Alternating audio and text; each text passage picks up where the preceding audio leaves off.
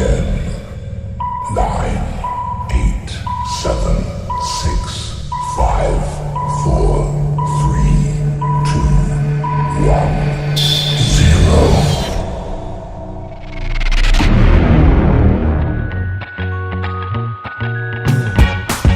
Tapi sebelumnya jangan lupa like, komen, dan subscribe supaya kalian tidak ketinggalan video saya selanjutnya.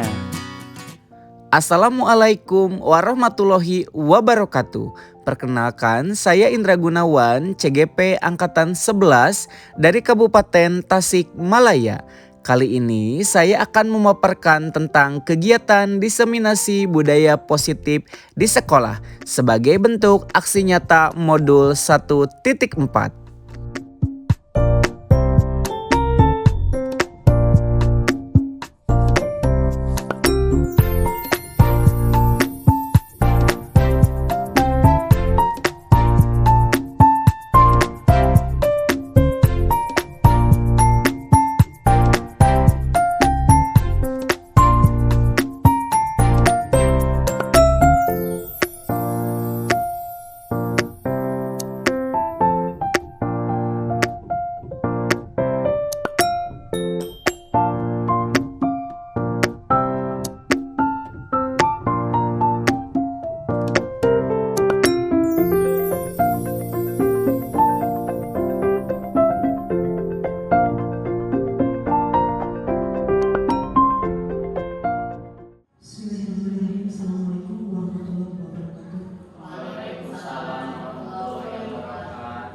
Yang terhormat Bapak Dede Permana SPD MPD selaku Kepala SD Negeri Cibumi Asih dan rekan sekalian yang berbahagia.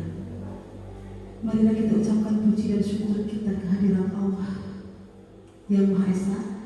Berkat rahmat dan hidayahnya kita dapat berkumpul pada hari ini untuk ikut mendukung kegiatan peserta calon guru penggerak, yaitu presentasi diseminasi aksi nyata 1.4 budaya positif di sekolah yang akan dilaksanakan oleh Bapak Indra Gunawan SPD.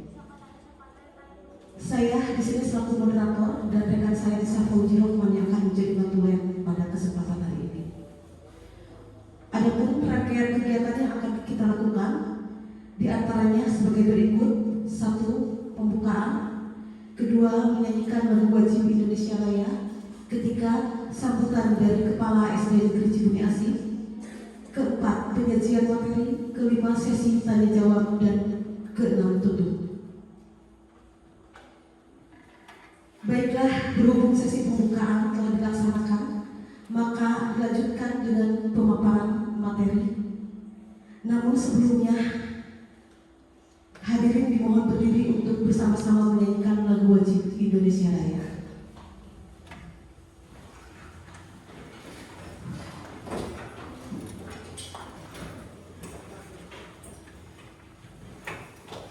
Untuk pemimpin lagu, kepada yang terhormat Ibu Nanan Muriani, dipersilakan.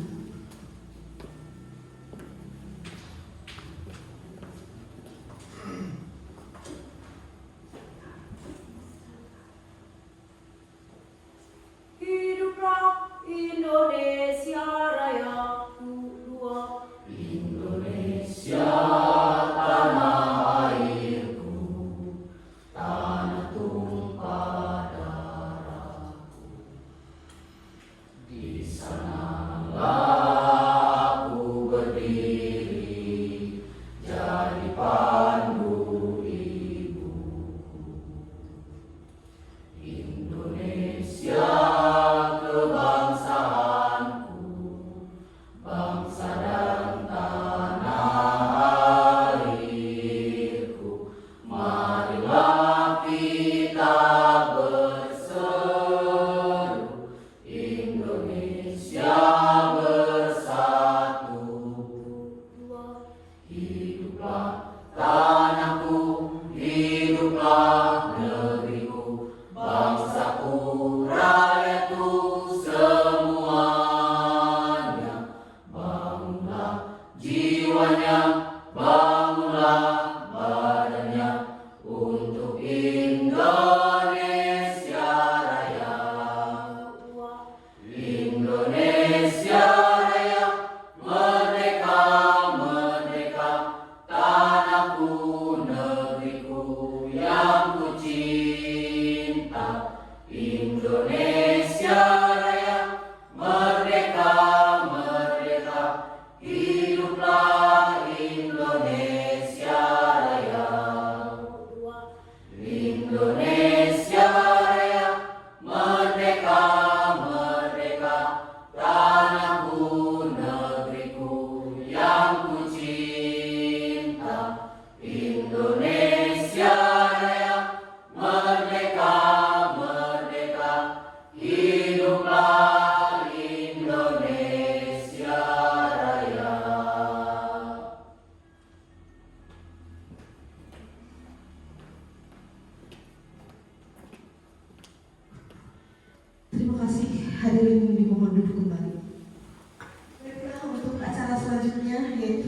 sambutan dari Kepala SD Negeri Ciburi Asih kepada Bapak Dede Permana SPD MMPD. Waktu dan tempat dipersilakan.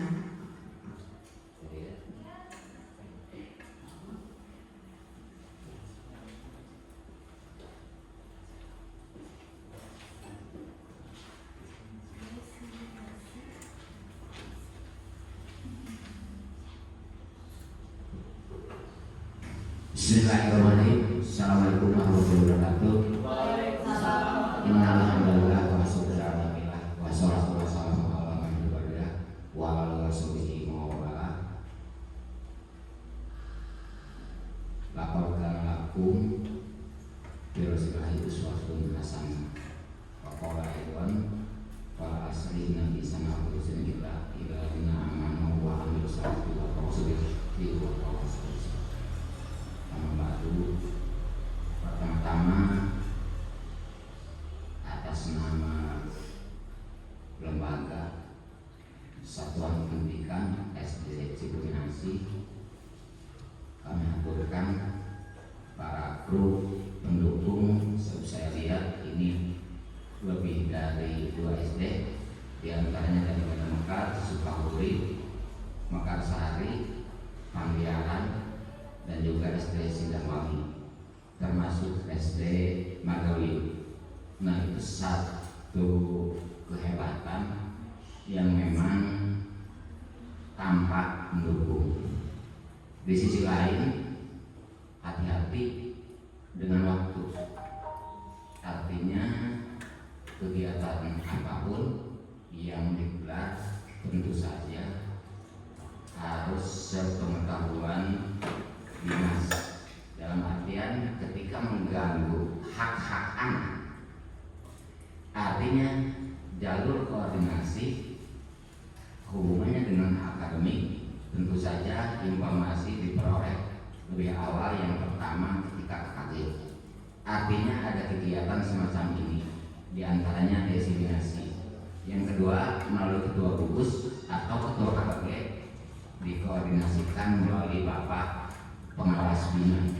Nah, itu satu kehati-hatian ketika kita merasa sebelumnya itu kelas 1, kelas 2 SPD telah kami terima sebelumnya. Makanya harapan pada generasi melek sejarah segalanya, sebab tanpa melek sejarah kita akan kehilangan arah satu. Yang kedua, tanpa melek sejarah kita akan salah kaprah.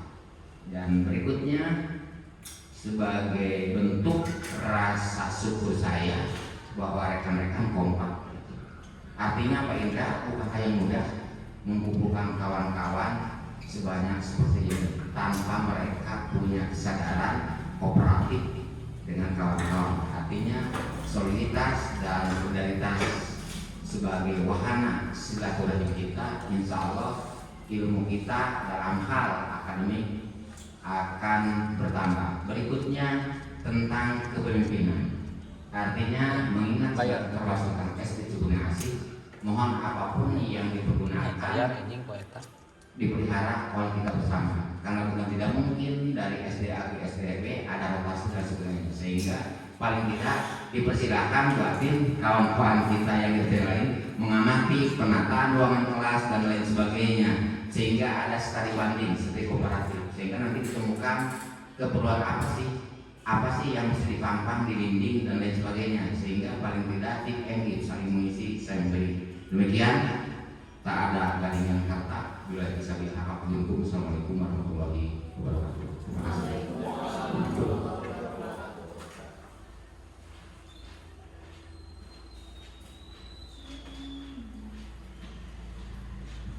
Terima kasih kepada Bapak Dede Permana SPD MMPD yang sudah memberikan sambutannya. Dan maaf, ternyata berbicara di sini itu lebih menggemburkan ya, karena mungkin di depan saya adalah orang-orang yang sangat luar biasa. Para guru penggerak, tepuk tangan lah sama para calon guru penggerak.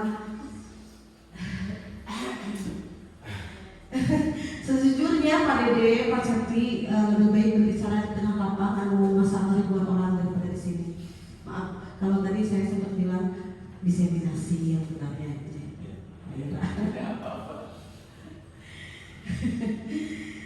Dan untuk selanjutnya kita langsung ke penyajian materi atau sesi pemaparan materi yang pada hari ini akan dilaksanakan oleh peserta dari calon guru penggerak yang berasal dari SD Negeri Cibumi Asih dengan poin atau materi dari modul 1.4 budaya positif di sekolah. Kepada Bapak Indra Gunawan SPD, waktu dan tempat dipersilakan.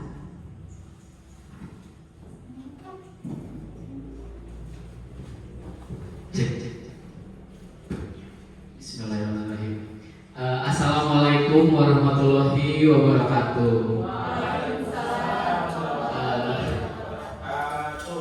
Santai ya Bapak Ibu, kita sekarang temanya bukan seminar tapi kita diskusi saja tentang kegiatan yang sedang saya jalani, yaitu di calon guru penggerak angkatan 11. Dan kebetulan pada sekarang ya saat ini sedang modul 1.4 tentang budaya positif, dan kebetulan ada tugas diseminasi budaya positif di sekolah. Sebelumnya perkenalkan, nama saya Indra Gunawan. Saya dari Kabupaten Tasikmalaya, kemudian tempat bekerja instansi di SDN Cibuni Asih, dan sekarang sedang mengikuti calon guru penggerak angkatan 11. Nah, sebelumnya saya mau mengucapkan terima kasih kepada Bapak Kepala Sekolah yang terhormat yang sudah berkesempatan hadir pada acara kali ini. Kemudian terima kasih juga kepada Bapak Ibu guru yang sudah berkenan hadir juga dan menyempatkan waktunya pada kegiatan diseminasi budaya positif di sekolah. Untuk selanjutnya, sebelum ke pematerian, kita ice breaking dulu ya, supaya suasananya lebih tenang, lebih santai, dan lebih asik lagi. Sekarang kita tepukan dulu ya, jangan dulu ke ice breaking yang berat-berat. Di sini kalau misalkan saya bilang tepuk satu, semuanya tepuk satu kali. Seperti itu.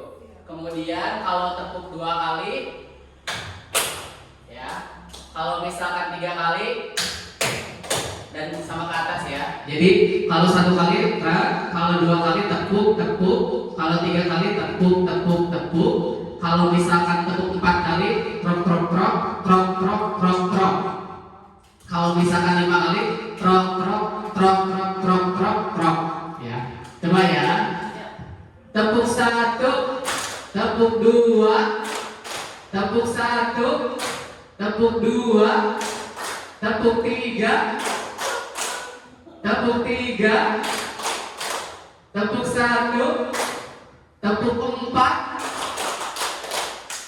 Gimana coba tepuk 4-nya? Tepuk 4, tepuk 4,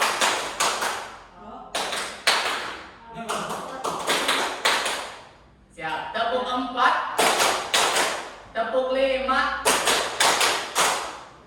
lagi. Tepuk 1, tepuk 2, tepuk 3, tepuk 4, tepuk 5.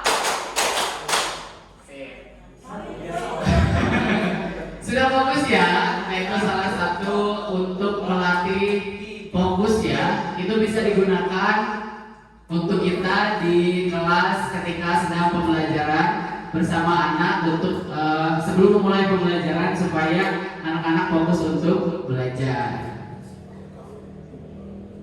Selanjutnya di sini yang pertama ada latar belakang kegiatan.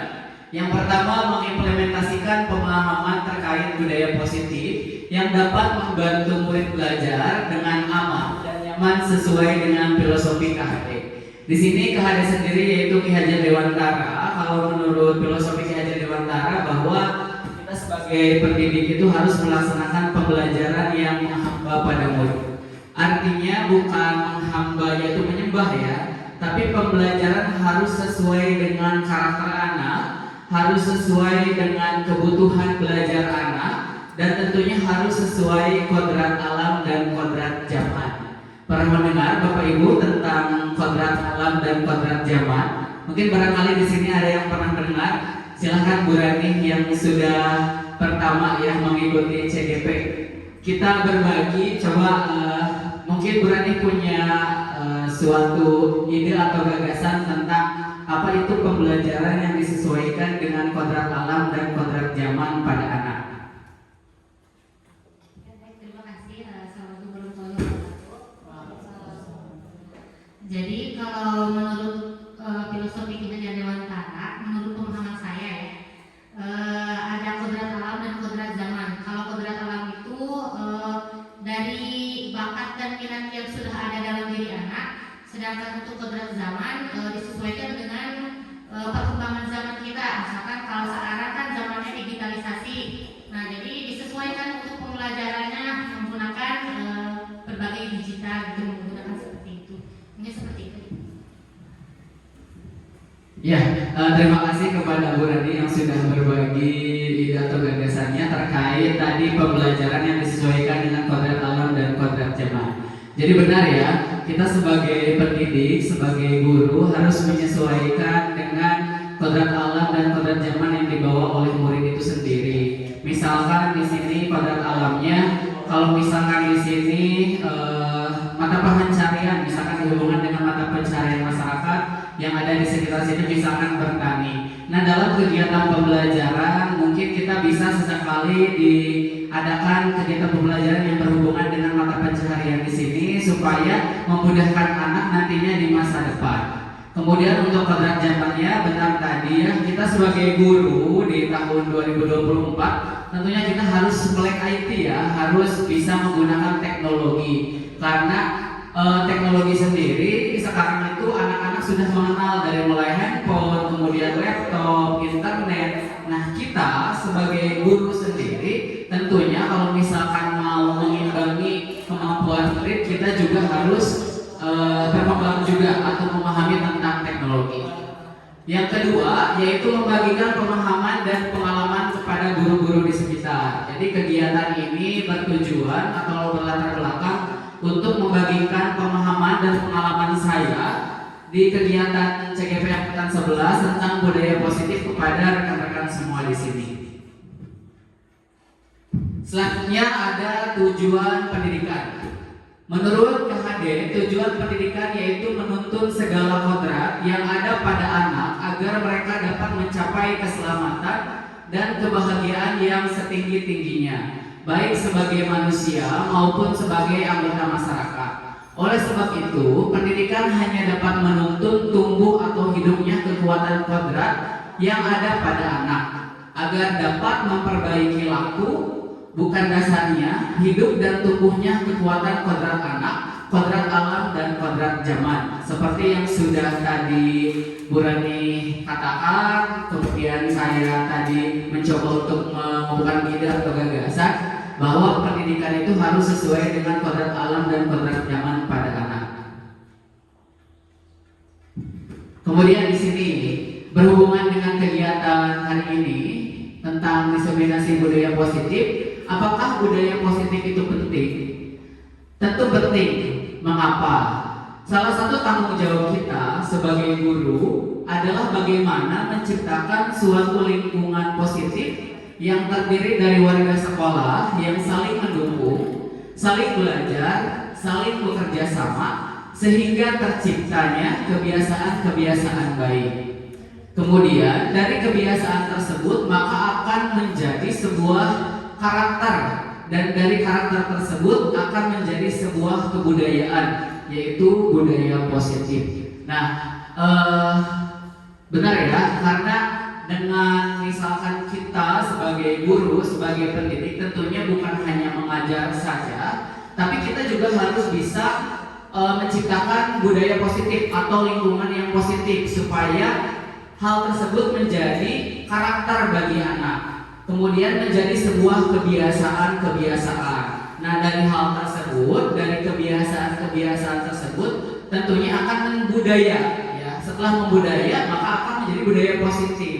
Contohnya, misalkan Ketika misalkan sebelum masuk pagi hari anak-anak membersihkan kelas terlebih dahulu sebelum memulai kegiatan pembelajaran.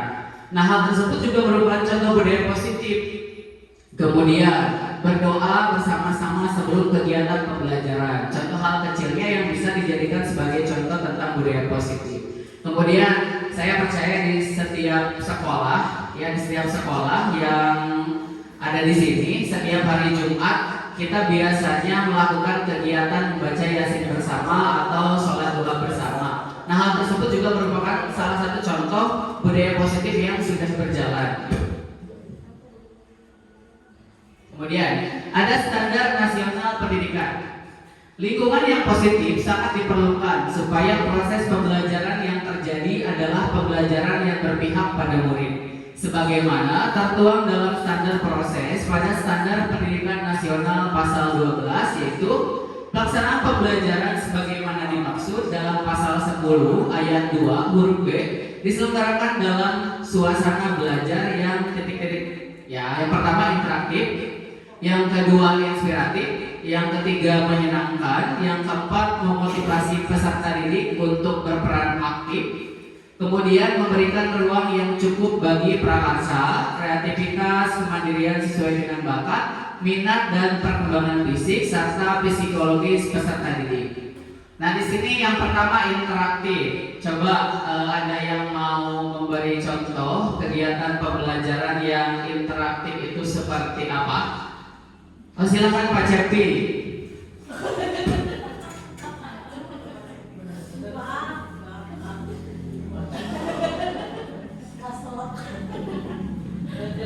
Baik, mungkin yang dimaksud dengan pembelajaran interaktif di sini terjadinya pembelajaran yang tidak satu arah. Jadi guru dan murid di sini terlibat aktif, terjadinya interaksi dalam tentu saja dalam proses pembelajaran. Contoh pembelajaran interaktif di sini misalkan kita membuat media pembelajaran PPT. PPT tersebut bukan hanya kita mempresentasikan, tapi anak ketika mengklik ini, oh ternyata yang munculnya ini, kemudian muncul pertanyaan dari anak yang nantinya anak aktif bertanya, kemudian kita tinggal menjelaskan. Mungkin seperti itu. Iya, terima kasih Pak Cepi yang sudah mengumpulkan ide atau gagasannya tentang pembelajaran interaktif. Benar ya, tadi salah satu contohnya yaitu dengan menggunakan media yaitu PPT di kelas, itu juga berhubungan dengan teknologi ya Pak, jadi sesuai dengan perkembangan zaman pada saat ini. Kemudian yang kedua yaitu inspiratif. Coba Bu Atin tadi katanya ingin menjelaskan tentang pembelajaran yang inspiratif seperti apa?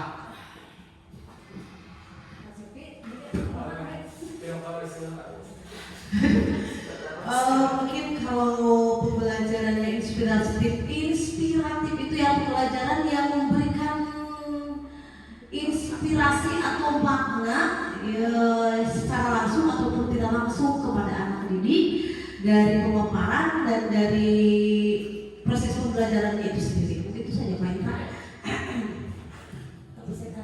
Iya, inspiratif ya. Jadi berhubungan dengan interaktif tadi. Kalau misalkan diambil dari perkataan Pak Cepi, anak itu dilibatkan, siswa itu dilibatkan. Jadi siswa itu dijadikan subjek pembelajaran, tidak hanya objek pembelajaran. Jadi dilibatkan langsung supaya pembelajaran itu bermakna bagi siswa. Karena ketika pembelajaran itu bermakna bagi siswa, siswa akan mudah mengingat, akan mengerti materi yang disampaikan atau materi yang diberikan atau materi yang mereka diskusikan. Kemudian yang ketiga ada menyenangkan ya. Di sini kita sebagai guru jangan menonton ya, banyak model-model pembelajaran, banyak metode-metode pembelajaran yang bisa kita pakai atau bisa kita gunakan atau aplikasikan dalam proses pembelajaran supaya pembelajaran itu menyenangkan, tidak hanya metode ceramah saja. Mungkin saya sendiri ya sebelum mengikuti kegiatan CGP masih sering melakukan kegiatan pembelajaran yang menggunakan metode ceramah. Jadi kita mengajar anak-anak menyampaikan materi tanpa tahu anak tersebut itu mengerti atau tidak tentang materi yang kita ajarkan atau yang kita sampaikan. Nah, kedepannya saya khususnya kita semua terapkan ya pembelajaran yang menyenangkan supaya standar nasional pendidikan ini bisa tercapai. Kemudian yang kelima yaitu memberikan ruang yang cukup bagi prakasa, kreativitas, kemandirian sesuai dengan bakat, minat dan perkembangan fisik serta psikologis peserta didik. Nah, di sini kita sebagai guru kita harus memfasilitasi, memberikan wadah dalam proses pembelajaran itu supaya kreativitas siswa itu keluar. Kita juga harus paham minat siswa itu, minat bakat siswa itu kemana. Jangan disamaratakan karena siswa itu mempunyai karakter dan minat yang berbeda-beda. Selanjutnya di sini yang akan kita bahas hari ini ada konsep utama budaya positif. Yang pertama yaitu perubahan paradigma belajar. Yang kedua ada disiplin positif. Yang ketiga motivasi perilaku manusia. Yang keempat kebutuhan dasar manusia. Yang kelima posisi kontrol restitusi. Yang keenam keyakinan kelas. Dan yang terakhir segitiga restitusi. Sekarang kita bahas yang pertama terlebih dahulu, yaitu perubahan paradigma belajar. Pembelajaran paradigma baru merupakan pembelajaran yang dirancang berdasarkan prinsip pembelajaran berdiferensiasi, sehingga para peserta didik belajar sesuai dengan kebutuhannya berdasarkan tahap perkembangan sesuai teori psikologi modern untuk mewujudkan profil pelajar Pancasila.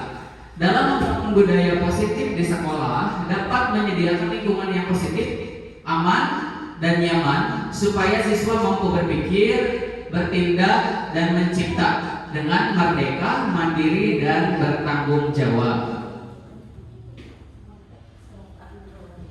Selanjutnya di sini ada miskonsepsi makna kontrol ya menurut Dr. William Glasser. Yang pertama, ilusi guru mengontrol. Yang kedua, ilusi bahwa semua penguatan positif, efektif, dan bermanfaat. Yang ketiga, ilusi bahwa kritik dan membuat orang merasa bersalah dapat menguatkan karakter. Dan yang keempat yaitu ilusi bahwa orang dewasa memiliki hak untuk memaksa. Ya. Nah, di sini ada stimulus respon dan teori kontrol. Yang pertama, realitas kebutuhan kita sama. Padahal kenyataannya realitas kebutuhan kita berbeda. Tentu ya, jangankan pada anak kita aja sebagai pendidik mempunyai kebutuhan yang berbeda. Misalkan pada saat ini Pak Cepi membutuhkan untuk liburan misalkan karena lagi penat oleh kegiatan-kegiatan di sekolah. Kemudian Bu Rani membutuhkan beras misalkan karena beras di rumahnya sedang habis misalkan. Apalagi pada anak ya, yang notabene anak itu belum mempunyai karakter yang kuat. Nah, kita harus paham bahwa realitas kebutuhan seseorang itu berbeda. Kemudian yang kedua, semua orang melihat hal yang sama, padahal setiap orang memiliki gambaran yang berbeda. Kemudian yang ketiga, kita mencoba mengubah orang agar berpandangan sama dengan kita. Nah, ini sering terjadi ya, khususnya diri saya, bahwa kita beranggapan bahwa semua orang itu punya pandangan yang sama seperti kita dalam satu topik atau satu hal misalkan. Padahal kita harusnya berusaha memahami pandangan orang lain tentang dunia. Jadi jangan disamaratakan. Kemudian perilaku buruk dilihat sebagai suatu kesalahan. Semua perilaku memiliki tujuan. Ya, kemudian orang lain bisa mengontrol saya, padahal hanya Anda yang bisa mengontrol diri Anda. Jadi hanya kita yang dapat mengontrol diri kita, tidak dapat dikontrol orang lain. Baik misalkan kita mau melakukan sesuatu atau bertindak, sebenarnya orang lain tidak bisa mengontrol kita, walaupun misalkan orang lain mencegah, tetapi kalau diri kita tidak bisa mengontrol ya tidak akan terjadi gitu. Jadi benar ya, semua hanya ada anak Anda yang bisa mengontrol diri Anda. Kemudian saya bisa mengontrol orang lain.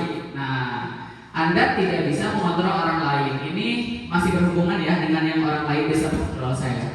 Kemudian pemaksaan ada pada saat bujukan gagal. Nah, biasanya kalau misalkan kita sudah membujuk, merayu, kemudian gagal, kemudian dipaksa. Padahal kolaborasi dan konsensus menciptakan pilihan-pilihan baru. Kemudian model berpikir menang kalah harusnya apa? Model berpikir menang ya. ice breaking lagi. Kita ice breaking ya biar tidak tegang. Di sini saya akan membagikan kertas, ada pilihan A dan B. Ntar saya bagikan terlebih dahulu.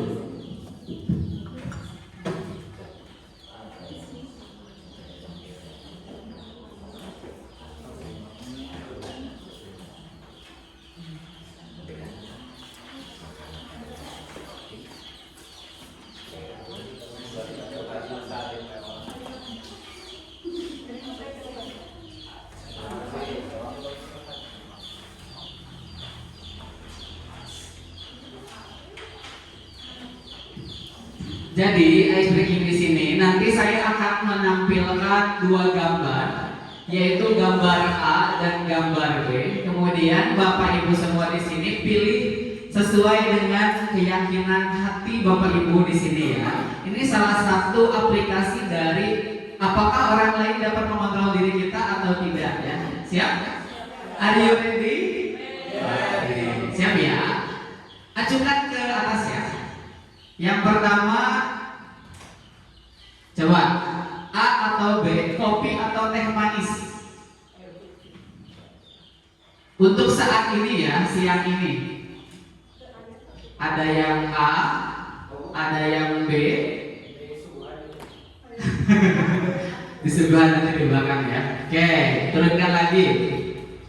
Kemudian yang kedua, bakso atau mie ayam? Bakso.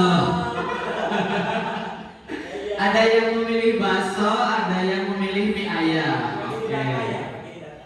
Gambar yang ketiga, ayam bakar atau daging sapi bakar? BR. A, oke, kebanyakan B ya, tidak apa-apa memilih stick ya. Oke, selanjutnya terakhir, bubur ayam atau kupat tahu untuk pagi-pagi? Oke, ada yang menjawab A, ada yang menjawab B ya, bubur ayam. Biasa cek apa Pak Jepi? Roti, susu, oke. Untuk yang mampu ya itu, kalau misalkan saya pribadi yang kembali saja dengan uang 10.000. Oke, di sini ayo berpendapat apa makna yang terkandung dari kegiatan tersebut jika dihubungkan dengan kita sebagai guru. Ada yang mau berpendapat? Coba Pak Ira ada ya. Saya belum mendengar suara Pak Ira tentang kegiatan ice breaking barusan. Assalamualaikum warahmatullahi wabarakatuh. Waalaikumsalam. Alhamdulillah. Mengenai pendapat saya tentang ice breaking barusan, kenapa saya pilih A terus ya? Ya, Karena akan awalan dari kata asik. asik. Ya, jadi kebetulan apa yang ditampilkan di sana itu semuanya asik ya. Tapi tidak ada pilihan set. Oke. Ya. Terima kasih. Ya, bagus tepuk tangan ya buat Pak Ira. Katanya kenapa Pak Ira selalu memilih A barusan, karena berawal dari kata asyik katanya ya. Dan kebetulan pilihan A itu setiap slide itu, setiap gambar itu asyik menurut Pak Ira dan cocok dengan hati ya Pak ya. Ada yang lain yang mau berpendapat, silahkan Pak Asep Habib. Halo. Kalau tadi Pak Ira itu dari kata dari kata asik. Kalau B itu kalau kata Bu Ain dibabuk centong ya Bu. Babuk centong. Setiap manusia mempunyai pilihan tersendiri Pak. Menurut keyakinan sendiri itu mungkin pendapat dari saya yang berbeda-beda. Ya, benar ya. Jadi tadi 4 slide sudah saya tampilkan dengan 2 gambar. Tentunya kita memilih sesuai dengan keinginan, sesuai dengan hati kita mau memilih yang mana. Mau orang lain memilih A atau memilih B, kita tetap memilih apa yang kita yakini, apa yang kita sukai. Nah itu sesuai dengan tadi teori kontrol ya, bahwa orang lain tidak dapat mengontrol diri kita, tapi kita sendiri yang dapat mengontrol diri kita sendiri. Mohon maaf tambahan. Ya, silakan. Kali itu dari sisi perbedaan. Kata kuncinya Pak Cepi, setiap manusia punya kebutuhan. Yang beda itu bukan barang, bukan dalam arti contoh. Tadi kan kebutuhan pokok, berarti makan. Yang beda itu makanannya. Yang ini suka A, yang ini suka B. Jadi kata kuncinya kebutuhan itu ada 3. Ada kebutuhan sadar, sama kapan. Jadi tolong definisi itu jangan sampai kabur bahwa semua manusia beda-beda, sama kebutuhan. Yang baik itu barang yang dibutuhkannya. Jadi tetap harus ada bakat. Ya. Terima kasih atas tambahannya. Benar ya bahwa mungkin kebutuhan kita sama, misalkan dalam gambar tadi kebutuhan dalam hal makanan. Cuma mungkin tadi kita berbeda dalam hal kesukaan. Jadi ada yang suka bakso, ada yang suka mie ayam, ada yang suka teh manis atau kopi. Kalau kebutuhan mungkin kita emang sama. Tadi kita membutuhkan sebuah makanan ya. Semua manusia membutuhkan sebuah makanan. Cuma ada bentuknya itu berbeda sesuai dengan apa yang kita sukai. Mungkin seperti itu. Lanjut. Apa makna disiplin positif? Disiplin, Bapak KHD mengatakan bahwa di mana ada kemerdekaan, disitulah harus ada disiplin yang kuat. Sungguh pun disiplin itu bersifat self-disiplin, yaitu kita sendiri yang mewajibkan kita dengan sekeras-kerasnya. Tetapi itu sama saja, sebab jikalau kita tidak cakap melakukan self-discipline atau disiplin, wajiblah penguasa lain mendisiplinkan diri kita. Dan peraturan demikian itulah harus abadi dalam suasana merdeka. Ya, coba ada yang mau berpendapat? Bu Ai mungkin tadi mau berpendapat, sekarang silahkan mengemukakan pendapatnya tentang paragraf di depan. Apa yang Bu Ai maknai dari kata-kata tersebut?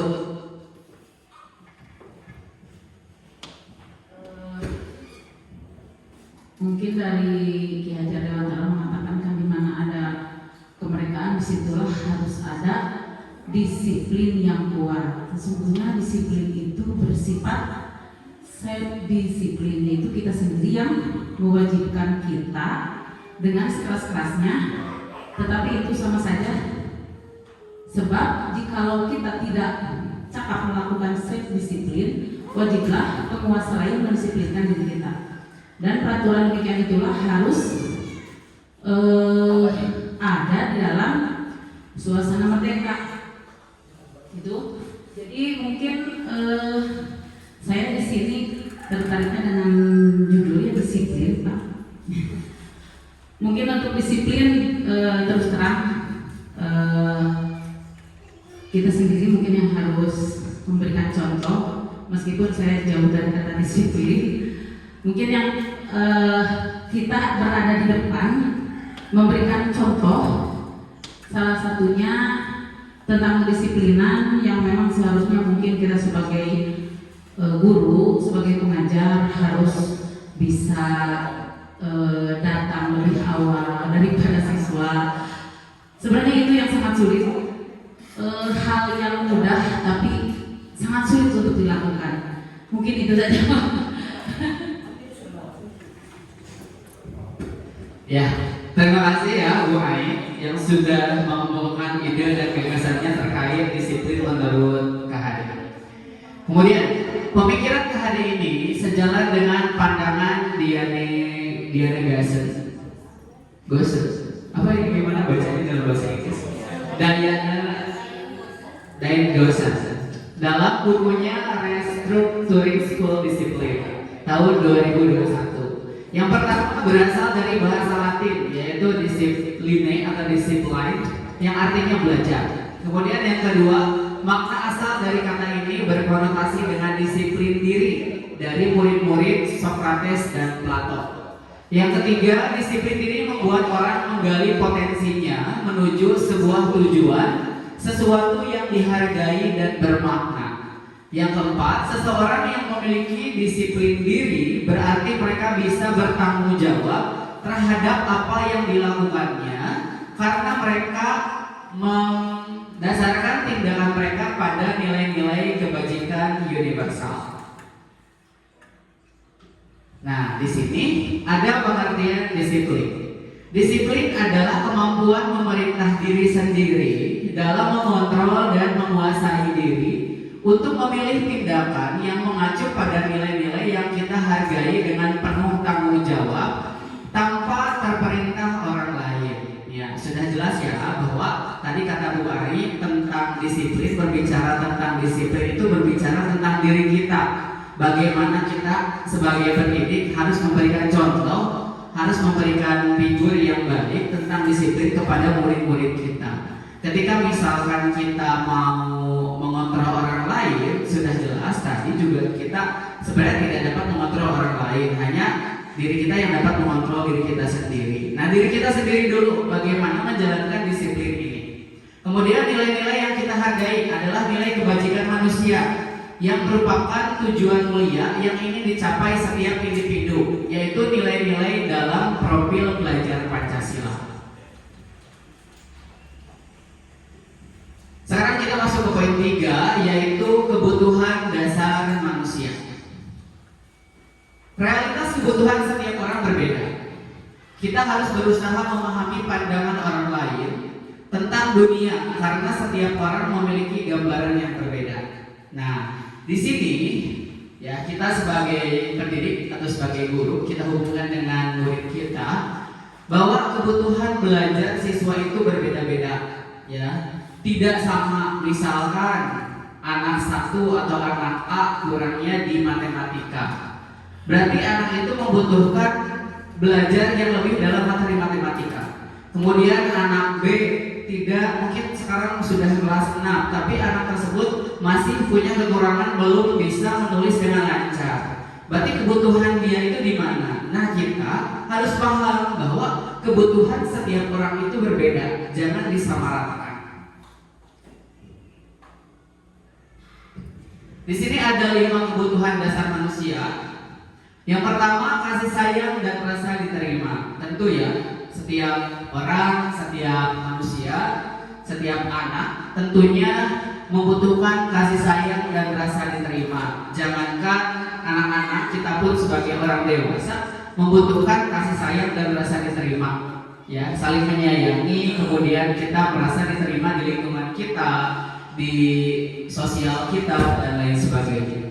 Yang kedua, bertahan hidup. Ya, tentunya kita membutuhkan bertahan hidup. Kalau misalkan kita tidak membutuhkan hal tersebut, tentunya kita tidak akan semangat menjalani hidup ini. Yang ketiga yaitu kebebasan. Yang keempat, penguasaan, dan yang kelima kesenangan. Ya, kesenangan di sini bisa kita ambil contoh. Saya masih ingat pada saat KKG kemarin, kemudian Pak Cepi rekan saya melakukan kegiatan diseminasi sama kesenangan, katanya kita butuh piknik ya Pak contohnya. Nah, itu salah satu contoh yang kita lakukan juga kepada murid. Jadi di kelas itu jangan membosankan, harus menyenangkan. Sesuai dengan tadi juga standar pendidikan nasional, harus menyenangkan. Ternyata relate ya, berhubungan dengan kebutuhan dasar manusia. Contoh kasus, coba tebak bersama-sama ya. Jawab. Yang pertama, aku senang bisa belajar dengan ibu guru. Kira-kira ini apa? Kasih sayang atau kesenangan? Kesenangan. Yang kedua, coba Bapak ajak aku naik motor ketika pulang karena Bapak sayang aku. Kasih sayang. Yang ketiga, aku jago kan bisa bikin Bapak kalah permainan pada saat istirahat tadi. Penguasaan, karena dia merasa jago bisa mengalahkan Bapak guru. Kemudian, aku bosan setiap hari selalu belajar matematika. Kebebasan. Nah, di sini 4 4 teori. Emang ada yang jadi? Kan itu mah contoh kasus. Yang 4, teori motivasi, hukuman, penghargaan, dan restitusi. Diane Gossen dalam bukunya Restructuring School Discipline menyatakan ada 3 motivasi perilaku manusia. Yang pertama, untuk menghindari ketidaknyamanan atau hukuman. Nah, biasanya seseorang ketika melakukan disiplin atau melakukan sesuatu, ya kebanyakan ya, saya pribadi juga sering takut dihukum atau menghindari ketidaknyamanan. Misalkan Bu Ai mengadakan satu acara misalkan di rumah, kemudian sebenarnya saya ingin hadir, tapi saya ada kegiatan yang lain yang tidak dapat ditinggalkan. Karena saya takutnya tidak nyaman dengan Bu Ai, kemudian takutnya misalkan Bu Ai marah kepada saya tetap hadir. Nah, itu salah satu contoh motivasi yang pertama.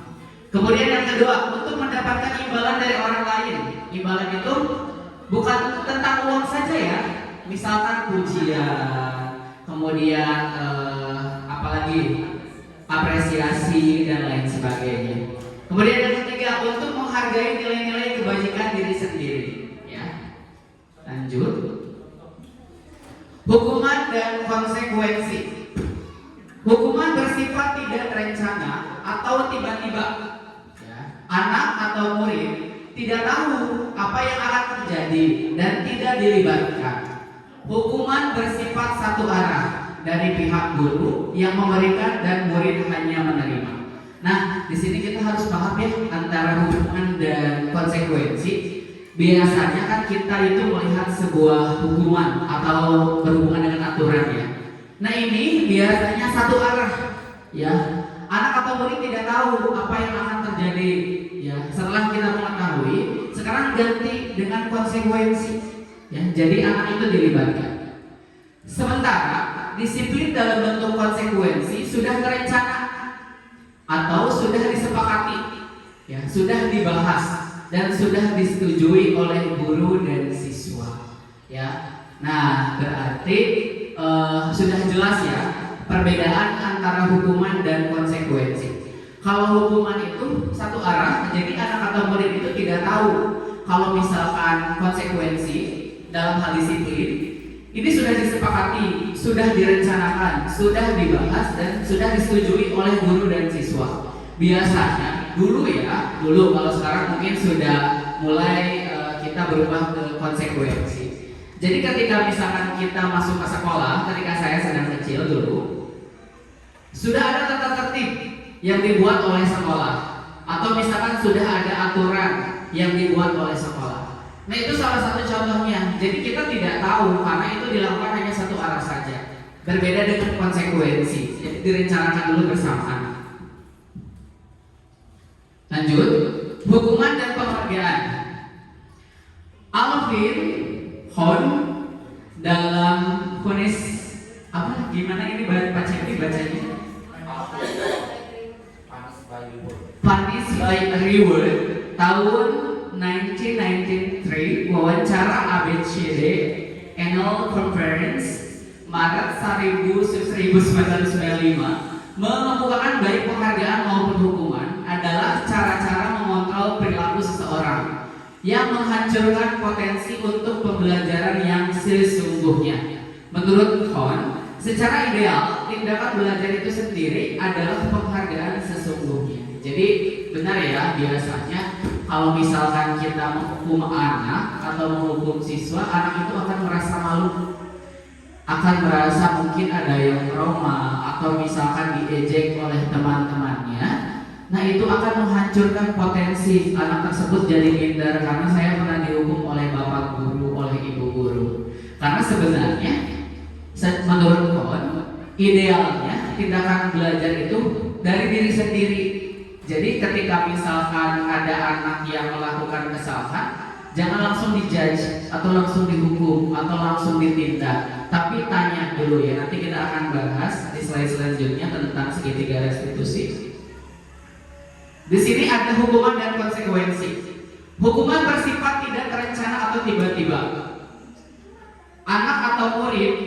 tahu apa yang akan terjadi yang tadi ya, dan tidak dilibatkan. Hukuman bersifat satu arah, ya sudah jelas ya, hampir sama dengan yang tadi. Lanjut, di sini kita jawab lagi. Yang pertama, mencatat 100 kali dalam buku kalimat dengan kalimatnya saya tidak akan terlambat lagi karena terlambat ke sekolah ini hukuman atau konsekuensi? Hukuman atau konsekuensi? Coba hukuman atau konsekuensi, kita langsung lihat jawabannya. Konsekuensi ya. Boleh? Bu. Untuk di poin pertama ini pandangan saya. Pertama kan tadi pengertian hukuman dan konsekuensi ketika kita berhadapan dengan anak. Antara hukuman itu kan kalau masalah tadi ada tiba-tiba terus satu arah. Kalau konsekuensi ada kesepakatan mungkin. Jadi saya berpendapatnya seperti ini.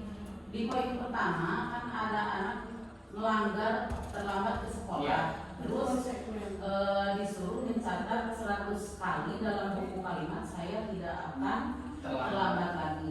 Mungkin kalau itu sudah ada kesepakatan bisa jadi konsekuensi, tapi kalau itu tiba-tiba saja belum ada kesepakatan sebelumnya, bisa jadi itu adalah sebuah hukuman. Mungkin itu dari saya. Ya, benar ya. Boleh, silakan.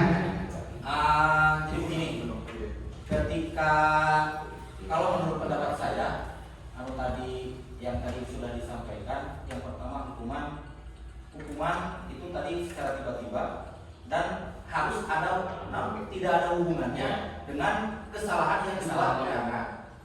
Kalau di sini kalau konsekuensi itu harus ada hukumannya. Contoh begini, ketika anak misalkan tidak memakai sepatu ke sekolah, maka dia tidak dibolehkan memakai alas kaki sampai pulang. Itu baru konsekuensinya karena hubungan dengan tidak memakai sepatu yang harusnya memakai sepatu misalkan seperti itu. Kemudian tadi saya setuju dengan Mai, memang konsekuensi itu harus ada kesepakatan di awal. Nah, jadi kalau misalkan melihat dari sini, saya juga ya ini merupakan hukuman gitu, mencatat 100 kali karena tadi ada memberatkan anak. Siap. Jadi mungkin kalau misalkan kita ambil dari tadi Pak Cepi, kemudian Bapak Kepala, Bu Ayi, Bu Ati. Kalau yang saya tangkap, kalau konsekuensi itu ada hubungannya ya dengan apa yang anak langgar sebelumnya.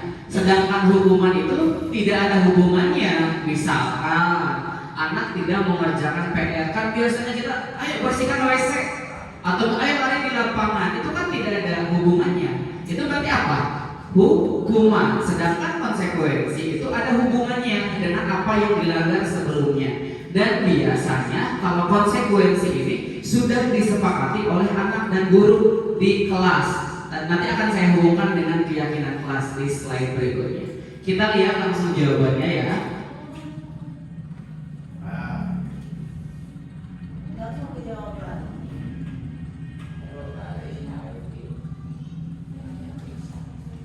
Terima kasih sudah berperan aktif ya dalam diskusi. Selanjutnya, di sini ada nomor 5 yaitu posisi kontrol restitusi. Yang pertama yaitu penghukum, yang kedua pembuat merasa bersalah, yang ketiga teman, yang keempat pemantau, yang kelima manajer.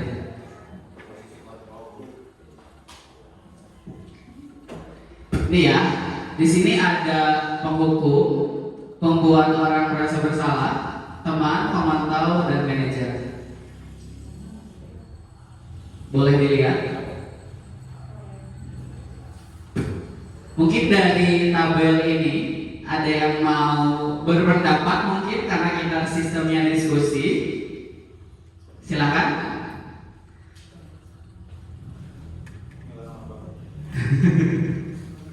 Perilaku kontrol negatif di sini ada penghukum dan pembuat merasa bersalah. Kemudian ada perilaku kontrol positif, ada teman dan pemantau, dan ada kontrol diri yaitu manajer. Nah, di sini ada contohnya. Guru berkata, kalau kamu tidak melakukannya, saya akan mendenda kamu. Atau misalkan menyuruh kamu melakukan sesuatu. Itu contoh kalimat biasanya orang menghukum, guru menghukum. Kemudian ada pembuat merasa bersalah. Kamu sudah mengecewakan ibu bapak, atau misalkan seperti ini. Ibu itu capek mengajar kamu. Kamu selalu membuat ibu kecewa. Kapan kamu akan berubah? Apakah kamu akan menunggu bapak pensiun? Nah, itu salah satu contoh kata-kata. Di sini pembuat merasa bersalah. Kemudian di sini ada perilaku kontrol positif, yaitu sebagai teman. Lakukan untuk bapak demi bapak, atau misalkan seperti itu. Ya sudah, misalkan anak melanggar.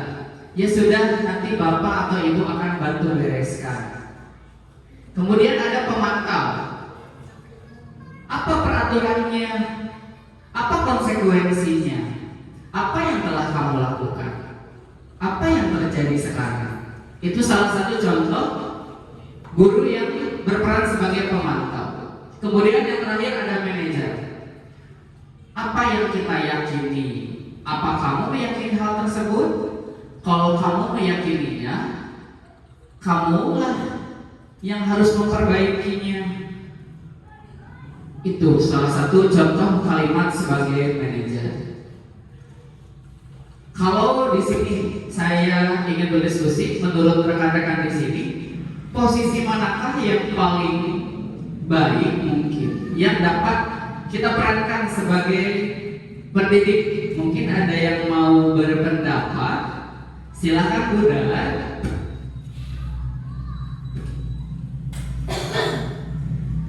Terima kasih Pak Indra.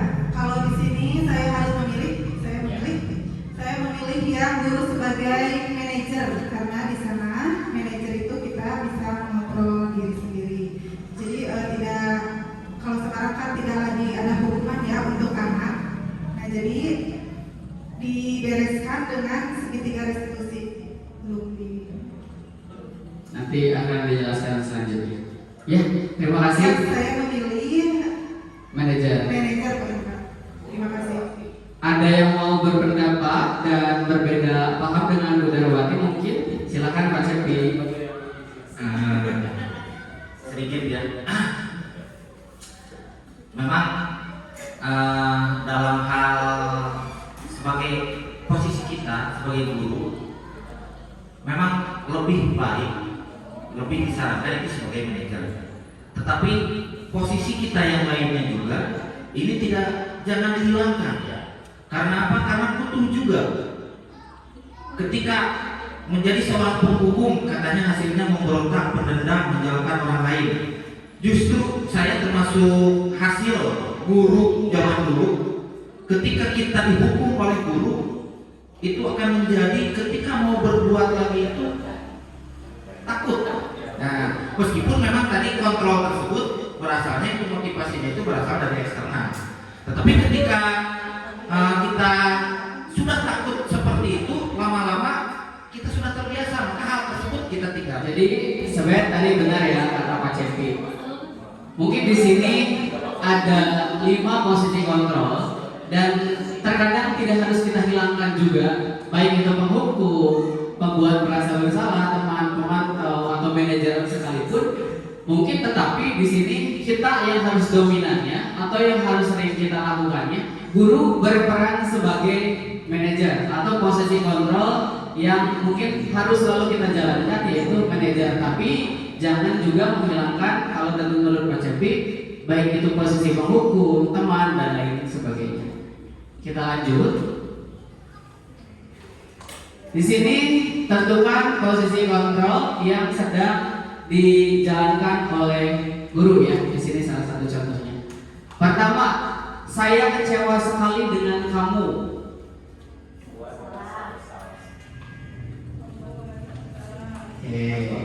Yang kedua, kamu tidak pernah benar melakukannya.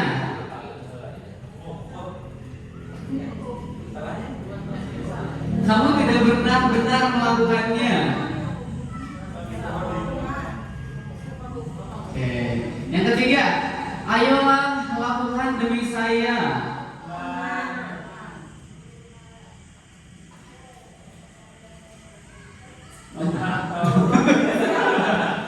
Selanjutnya, bagaimana kamu bisa menyelesaikan masalah ini? Kemudian, kamu selalu yang paling terakhir. Apa? Coba. Posisi teman. Kamu tidak akan mendapatkan bintang bila tidak menyelesaikan tugas ini ya. Ya, benar macam ya. Berapa kali sih saya mengatakan kepada kamu? Apa coba? Ingat bukan apa yang telah saya lakukan untuk kamu.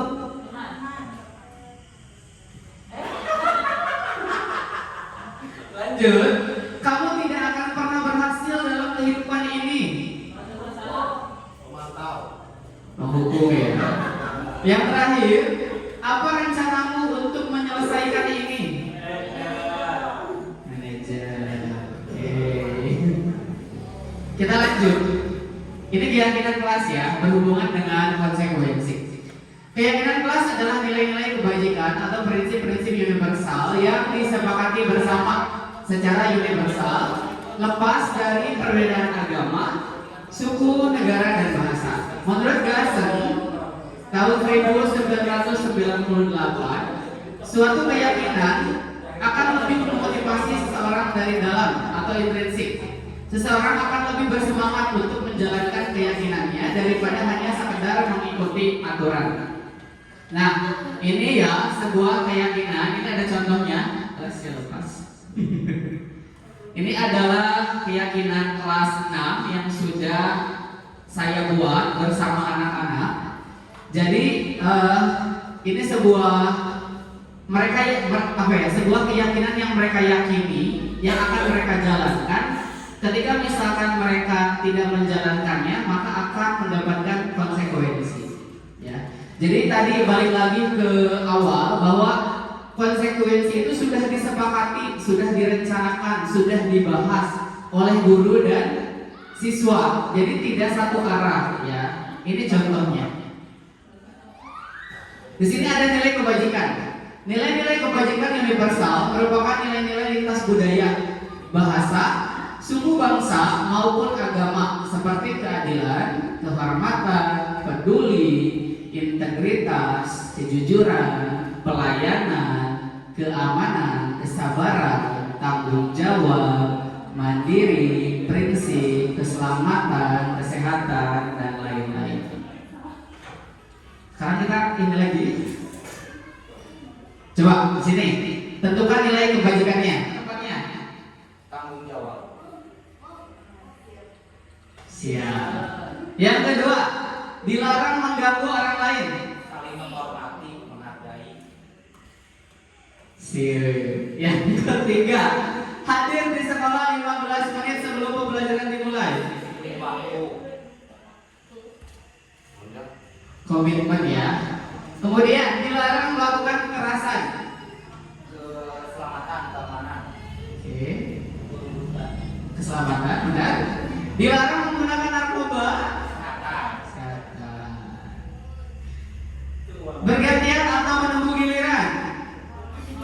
Komitmen, menghormati orang lain. Dilarang merokok. Mantul winter ya, kalau yang ini. Gunakan masker. Yang terakhir berjalan di koridor. Keselamatan dan keamanan ya. Mungkin emang sudah sering kita lakukan ya, dan sering kita pahami nilai kebajikannya. Mungkin berbeda bahasa saja, tetapi itu tetap mengandung nilai hal tersebut. Selanjutnya, pembentukan keyakinan kelas. Ya. Keyakinan kelas bersifat lebih abstrak daripada peraturan yang lebih rinci dan konkret. Kemudian keyakinan kelas berupa pernyataan universal. Yang ketiga, pernyataan keyakinan kelas senantiasa dibuat dalam bentuk positif. Jadi tidak negatif ya. Kalau misalkan contohnya anak membuat keyakinan kelas seperti ini, tidak boleh datang terlambat. Kalau misalkan kita rubah ke dalam kalimat positif, berarti jadi apa? Datang tepat waktu ke sekolah. Kemudian ada lagi contoh misalkan tidak boleh membuang sampah sembarangan. Jadi apa? Buanglah sampah pada tempatnya. Membuang sampah pada tempatnya. Kemudian keyakinan kelas hendaknya tidak terlalu banyak sehingga mudah diingat dan dipahami oleh semua warga kelas. Keyakinan kelas sebaiknya sesuatu yang dapat diterapkan di lingkungan tersebut. Semua warga kelas hendaknya ikut berkontribusi dalam pembentukan keyakinan kelas lewat kegiatan curah pendapat. Kemudian yang terakhir, bersedia meninjau kembali keyakinan kelas dari waktu ke waktu. Jadi dilihat ya, apakah keyakinan kelas ini efektif atau tidak. Jadi ditinjau oleh kita dan siswa. Nah, ini salah satu contohnya. Waktu saya mencoba membuat sebuah keyakinan kelas. Yang pertama, anak dibagikan sticky note. Satu orang, dua waktu itu membuat sebuah keyakinan kelas.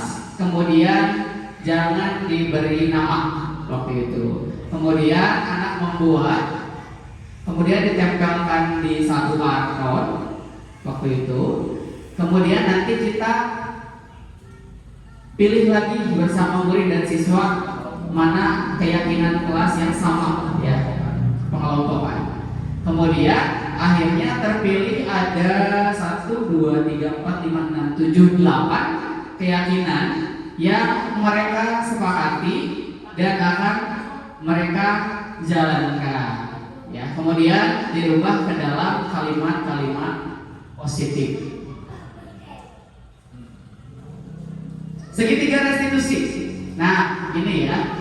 Restitusi adalah proses menciptakan kondisi bagi murid untuk memperbaiki kesalahan mereka sehingga mereka bisa kembali pada kelompok mereka dengan karakter yang lebih kuat. Restitusi juga adalah proses kolaboratif yang mengajarkan murid untuk mencari solusi untuk masalah dan membantu murid berpikir tentang orang seperti apa yang mereka inginkan dan bagaimana mereka harus memperlakukan orang lain. Jadi ini adalah sebuah metode atau sebuah cara untuk kita sebagai pendidik atau guru mengatasi ketika ada murid yang melakukan sebuah kesalahan atau melakukan sebuah tindakan yang kurang baik. Ciri-ciri restitusi. Restitusi bukan untuk menebus kesalahan, namun untuk belajar dari kesalahan. Restitusi memperbaiki hubungan. Kemudian restitusi adalah tawaran, bukan paksaan. Kemudian restitusi menuntut untuk melihat ke dalam diri. Restitusi mencari kebutuhan dasar yang mendasari tindakan. Restitusi adalah cara yang baik. Restitusi fokus pada karakter bukan tindakan.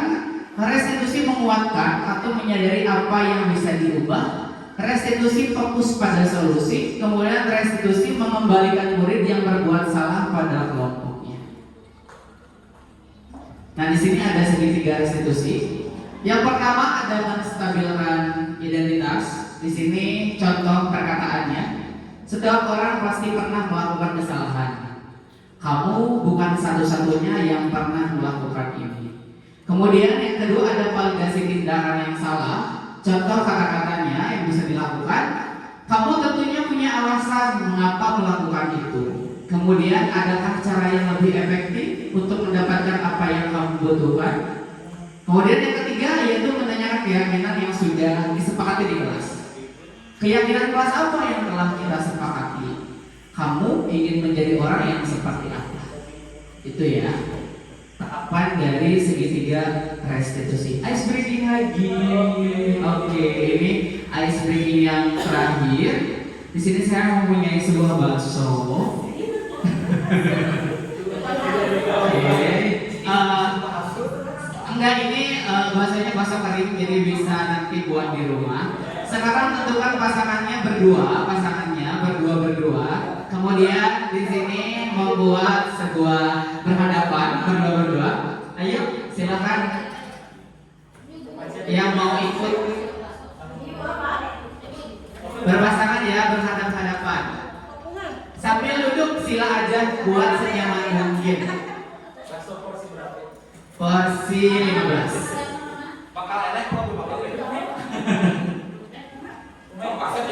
Berhadapan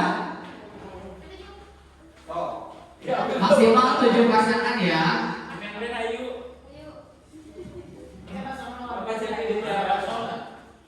Bentar.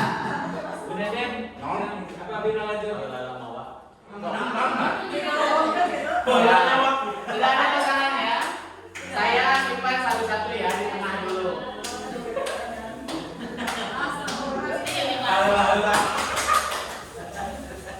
Bapak Ibu.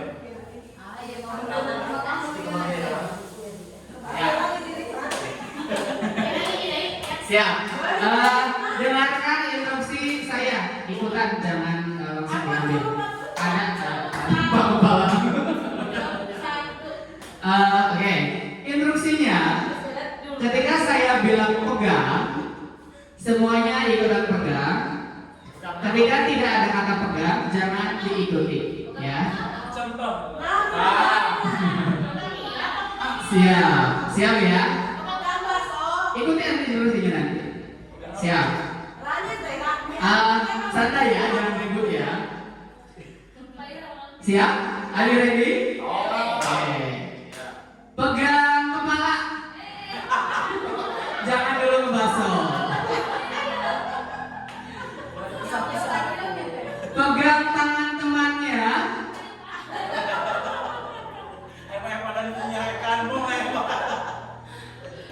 Pegang pinggang.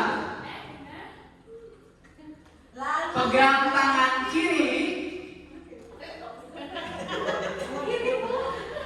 Pegang tangan kanan. Pegang basok.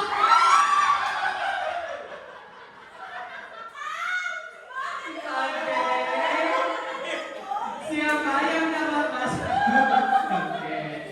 Ayo semuanya duduk kembali.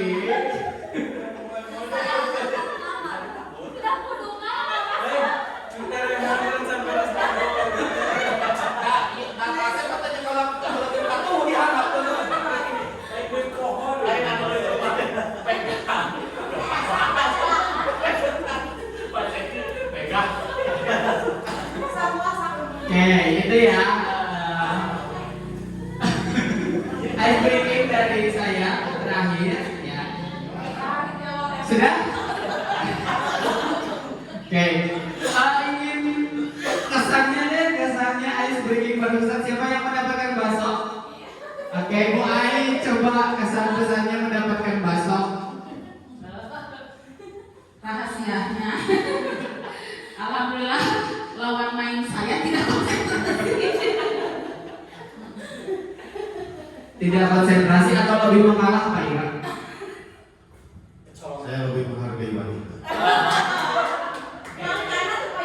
Lebih menghargai wanita katanya.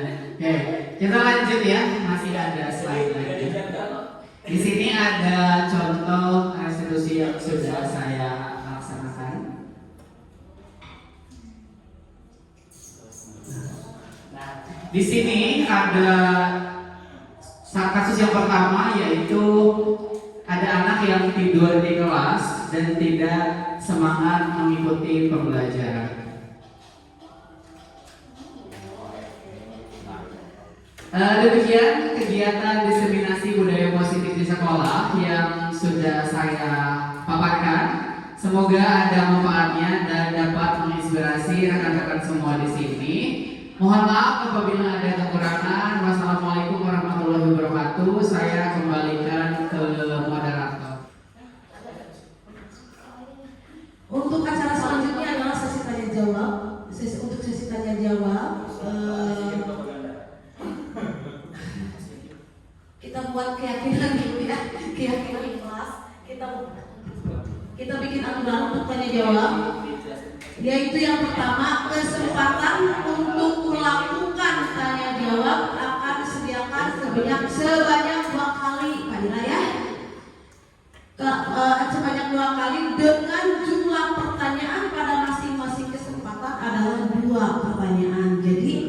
dari sesi tanya jawab ini ada 4 pertanyaan yang boleh diajukan kepada pemateri, kepada Pak Indra Gunawan, yang setiap pertanyaannya mau dijawab secara satu-satu atau dihijikan juga boleh, gitu ya. Yang selanjutnya sesi tanya jawab, setiap satu pertanyaan itu kurang lebih 3 menit untuk bertanya dan menjawab. Itu ada 5 menit, dikasih waktu 3 menit. Dan selama sesi ini berlangsung, peserta tidak diharapkan untuk ramai atau ngomong tenang ya, supaya nanti pertanyaannya bisa di-cover oleh Pak Indra dengan jawaban yang maksimal. Ibu Rani, silakan Bu Rani. Assalamualaikum warahmatullahi wabarakatuh. Pemaparan yang sangat luar biasa sekali dari Pak Indra Gunawan selaku calon guru penggerak pada program guru penggerak di tahun 2024 angkatan 11. Sebenarnya ada beberapa yang ingin saya tanyakan. Yang pertama, tadi dalam teori kontrol atau stimulus respon ya, stimulus respon dan teori kontrol itu ada pernyataan yang model berpikir menang kalah di stimulus respon, sedangkan di teori kontrolnya itu model berpikir menang-menang. Nah, tadi kan belum dijelaskan tuh maksud dari berpikir menang kalah dengan berpikir menang-menang dalam di pembelajaran kita di sekolah itu maksudnya itu dalam hal apa. Kemudian tadi kan kita ini sedang diskriminasi budaya positif di sekolah. Nah, bagaimana cara kita agar tetap selalu konsisten gitu dalam menerapkan budaya positif, bagaimana tips and triknya supaya budaya positif itu selalu terus terlaksana di sekolah. Mungkin seperti itu. Ya, terima kasih. Ya, terima kasih kepada Ibu Rani. Dikembalikan kepada pemateri yang mau dijawab langsung atau mau dikumpulkan dulu soalnya? Iya, dikumpulkan aja dulu aja. Selanjutnya itu sudah ada 2 pertanyaan sebenarnya Pak Indra ya. Tanpa disadari oleh Bu Rani itu sudah 2 pertanyaan ya. Untuk 2 lagi silakan, siapa yang mau membuat pertanyaan? Ya, siap. Terima kasih Pak Indra, saya mau bertanya di sini kan tadi di keyakinan kelas ya Pak ya, Bapak kan kelas tinggi. Nah, kalau kelas tinggi kan enak, idenya apa ditempel-tempel gitu ke depan. Kalau saya ngajar kelas bawah, nah bagaimana caranya kalau membuat keyakinan kelas dengan kelas bawah? Soalnya kan kelas bawah ada yang belum bisa membaca, ada yang belum bisa menulis, itu bagaimana Bapak? Silakan. Terima kasih. Terima kasih. Selanjutnya pertanyaan terakhir.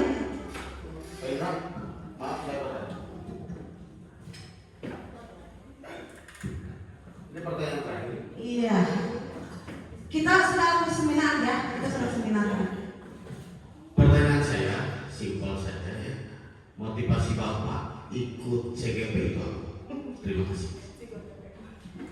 Ya, terima kasih kepada Pak penanya yang sudah memberikan pertanyaan untuk kita kupas secara langsung oleh pematerinya, oleh Pak Indra Gunawan. Silakan Pak Indra Gunawan untuk pertanyaan pertama dari Ibu Rani. Stimulus respon, ada sistem atau apa tadi, menang kalah dan ada menang-menang. Nah, contoh penerapannya dari menang kalah dan menang-menang itu seperti apa? Tadi itu dari Bu Rani, mau dijawab dulu. Yang kedua masih dari Bu Rani, ini jawab pertanyaan yang kedua. Bu Rani, bagaimana caranya agar kita tetap konsisten untuk menerapkan budaya positif di sekolah? Silakan Pak Indra. Sebelumnya terima kasih kepada Bu Rani yang sudah bertanya atau melakukan pertanyaan kepada saya. Mungkin kita sebenarnya diskusi, barangkali ada yang mau menjawab pertanyaan dari Bu Rani sebelum nanti saya paparkan menurut pemahaman saya. Oh iya Pak Cepi, silakan. Pak Cepi, Langsung saja. langsung dengan jawabannya saja Pak Cepi. Begini, teori kontrol ada yang disebut dengan menang kalah dan menang-menang. Artinya begini, ketika kita menginginkan satu hal, satu keinginan, misalkan murid itu datang tepat waktu. Ketika kita disebut menang kalah, otomatis apa yang kita inginkan berarti kita menang.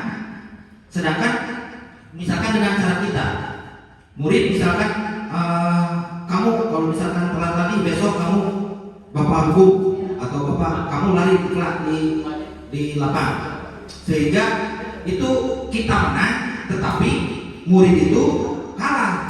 Kalahnya itu bagaimana? Karena motivasi yang tadi keluarnya itu berasal dari hukuman, misalkan motivasi itu. Tetapi ketika disebut dengan menang-menang, apa yang kita inginkan tercapai, murid juga tidak merasa tertekan atau tidak merasa ini jadi eleh guru gitu. Jadi murid juga merasa dirinya itu secara sadar mengikuti apa yang kita inginkan. Itu mungkin yang sedikit bisa dijawab. Oke. Silakan Pak Indra Gunawan. Ya, terima kasih kepada Pak Cepi yang sudah memberikan pendapatnya. Mungkin ini berkaitan dengan materi yang disampaikan tadi tentang hukuman, konsekuensi. Jadi kalau teori menang kalah itu jadi harus dihilangkan, diganti dengan menang-menang. Misalkan tadi yang sudah Pak Cepi paparkan, jadi kalau misalkan keyakinan kelas kita hubungkan dengan itu, jadi kan itu dibuat oleh anak, dibuat bersama-sama dengan anak. Jadi anak tidak berpikir kalah karena hal tersebut dilakukan oleh anak dan disepakati oleh anak. Mungkin seperti itu. Yang kedua, bagaimana cara menerapkan budaya positif di sekolah supaya tetap berjalan ya? Mungkin yang pertama menurut saya itu kita harus bekerja sama dengan guru atau dengan warga sekolah yang ada di sekolah kita. Jadi jangan hanya menjalankan sendiri saja, tapi harus bersama-sama untuk mewujudkan budaya positif ini terus berjalan. Yang kedua, kita harus bukan ini ya, lebih ke kita sebagai mungkin orang yang paham atau misalnya mengerti lebih dulu tentang budaya positif harus memberikan contoh. Jadi jangan dulu kita memerintah kepada rekan kita yang lain atau misalkan kita hanya menginstruksikan saja, tapi kita berikan sebuah contoh yang real, contoh yang nyata itu seperti apa budaya positif. Kemudian kita juga harus memperlihatkan apa bedanya dengan yang belum melakukan budaya positif di sekolah. Nah dari sana rekan kita akan melihat perbedaannya itu seperti apa, dan pada akhirnya semua rekan kita itu melaksanakan dan akan mewujudkan budaya sekolah, budaya positif di sekolah yang besar atau yang berkelanjutan dan dijalankan secara terus-menerus. Kemudian yang ketiga adanya evaluasi. Jadi setelah kita membuat budaya positif di sekolah, itu kita kalau misalkan bagusnya itu 3 bulan sekali atau misalkan 6 bulan sekali atau 2 bulan sekali itu ada evaluasi. Apakah budaya positif di sekolah ini kita berjalan secara baik atau tidak? Ketika misalkan tidak, kita harus melakukan refleksi dan menentukan solusi apa yang akan dilaksanakan selanjutnya. Tentunya itu bekerja sama dengan rekan-rekan yang ada di sekolah, dengan kepala sekolah dan yang lainnya. Mungkin itu yang dapat saya sampaikan. Tadi dibantu juga dengan pendapat dari Pak Cepi. Kemudian pertanyaan yang kedua dari Bu Darwati tentang bagaimana cara membuat keyakinan kelas yang ada di kelas rendah, ya karena berbeda mungkin situasinya dengan kelas tinggi. Yang pertama mungkin kalau di kelas tinggi benar seperti kata Bu Darwati, ketika kita ayo anak buat sebuah keyakinan kelas. Kalau anak kelas tinggi sudah ada idenya, sudah ada gagasannya yang mungkin mereka sudah ingin sampaikan. Berbeda dengan kelas rendah. Mungkin perbedaannya kalau dari tahapan hampir sama, cuma perbedaannya kalau kelas rendah itu dibimbing oleh gurunya, diarahkan bagaimana sih cara menyurahkan pendapat itu seperti apa. Kemudian kan biasanya kalau anak-anak kelas rendah itu belum bisa menulis atau misalkan belum lancar membaca dan lain sebagainya. Nah tugas kita sebagai guru itu harus membimbing, jadi tidak hanya mengarahkan saja, tapi juga melihat kemudian bagaimana anak tersebut membuat sebuah keyakinan. Ketika misalkan anak itu kesusahan kita arahkan.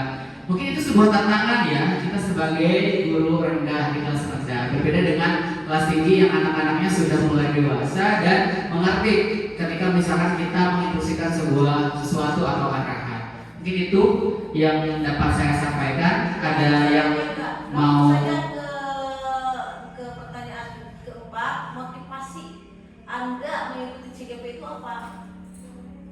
Itu pertanyaan dari Pak Irawan, luar biasa.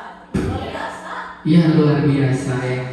Apa motivasi saya mengikuti CGP angkatan 11 sekarang tahun ini? Yang pertama, klise ya, ingin menambah ilmu dan pengetahuan ya, karena jujur banyak hal baru, banyak hal pengalaman baru, modul baru, materi baru yang mungkin tadinya saya belum kenal, tadinya saya belum tahu, dan ketika mengikuti CGP ini saya menjadi tahu dan paham bagaimana cara menjadi, mungkin kita diajarkan di CGP sama saja sebenarnya setiap guru juga baik itu pendidikan dulu atau sekarang diajarkan menjadi pendidik yang baik itu seperti apa. Itu yang pertama. Yang kedua, jujur saja mungkin karena era sekarang ya ada CGP, kemudian mungkin saya juga sekarang di umur yang masih terbilang muda dan tidak ada kesibukan yang lain kecuali menjadi guru mungkin setiap hari di sekolah dengan tugas-tugas dan administrasi. Jadi ingin mencari kegiatan yang lain selain mengajar. Nah, kebetulan kegiatan yang saya lakukan ini yaitu berhubungan dengan background saya sebagai seorang guru. Jadi sangat-sangat relate dengan background saya sebagai seorang guru ketika saya berniat ingin mengikuti CGP. Itu sih niat saya mengikuti CGP. Terima kasih atas pertanyaannya. Mohon maaf apabila ada kekurangan. Wassalamualaikum warahmatullahi wabarakatuh. Waalaikumsalam. Mungkin tidak ada pertanyaan ya. Dan untuk membuat kesimpulan, apa yang didapat hari ini dari hasil diseminasi budaya positif di sekolah dari seorang Pak Indra Gunawan itu jujur saya tidak punya kesimpulan yang otentik sebenarnya, karena mungkin Anda itu akan lebih paham sebetulnya ya. Yang saya rangkum dari acara dari awal sampai akhir pemaparan Pak Indra, juga dari beberapa pertanyaan dan jawaban yang diberikan, yang saya rangkum itu adalah bahwa budaya positif di sekolah itu sebenarnya bukan hanya sekarang, bukan hanya saat ini ketika kita sudah kenal dengan apa itu program belajar Pancasila ya. Jadi mungkin budaya positif itu di sekolah adalah hal yang sangat penting dan sangat amat menjadi hak dasar untuk kesuksesan peserta didik di masa yang akan datang, dan sangat berkaitan dengan kontrol diri emosional dan sosialnya guru sendiri, bagaimana cara mengontrol dirinya. Itu saja nanti yang lebih otentiknya oleh Pak Indra sendiri, dibantu oleh Pak Cepi dan teman-teman yang lainnya. Dan untuk acara hari ini dengan sangat bahagia kita sudah mengikuti sampai dari awal sampai akhir, dan mudah-mudahan bisa kita dapatkan manfaatnya dari seminar-seminar seperti ini, mungkin gitu ya Pak Indra. Dan akhirnya acara ini kita tutup dengan ucapan hamdalah bersama-sama. Alhamdulillah. Maaf jika ada kesalahan kata dan sikap dari saya. Begitu saja. Assalamualaikum warahmatullahi wabarakatuh. Assalamualaikum warahmatullahi wabarakatuh. Perkenalkan, nama saya Ai Inayatur Rahmah. Saya berasal dari SD Negeri Sukaurip, Kecamatan Pancatengah, Kabupaten Tasikmalaya. Alhamdulillah setelah mengikuti program atau pemaparan diseminasi budaya positif di sekolah yang dipaparkan oleh Bapak Indra Gunawan, CGP Angkatan 11 Kabupaten Tasikmalaya, saya lebih memahami apa itu yang disebut konsekuensi atau hukuman dan budaya positif yang ada di sekolah. Insya Allah saya akan lebih bisa menerapkannya di tempat saya bekerja. Terima kasih. Khairul kalam. Wassalamualaikum warahmatullahi wabarakatuh. Assalamualaikum warahmatullahi wabarakatuh. Nama saya Nur Munawar. Saya guru di SDN Gana Mekar, Kecamatan Kaca Tengah. Setelah mendengarkan pemaparan materi dari Bapak Indra, saya mendapatkan banyak sekali ilmu untuk saya terapkan di sekolah. Sangat menginspirasi sekali Pak Indra Gunawan. Insya Allah untuk CGP kedepannya saya akan ikut karena benar-benar menggerakkan hati saya untuk mengikuti seperti beliau gitu. Beliau sangat menginspirasi sekali. Mungkin itu saja. Terima kasih. Wassalamualaikum warahmatullahi wabarakatuh. Demikian kegiatan diseminasi budaya positif di sekolah. Terima kasih, semoga tergerak, lekas bergerak, dan mari menggerakkan. Salam guru penggerak. Wassalamualaikum warahmatullahi wabarakatuh.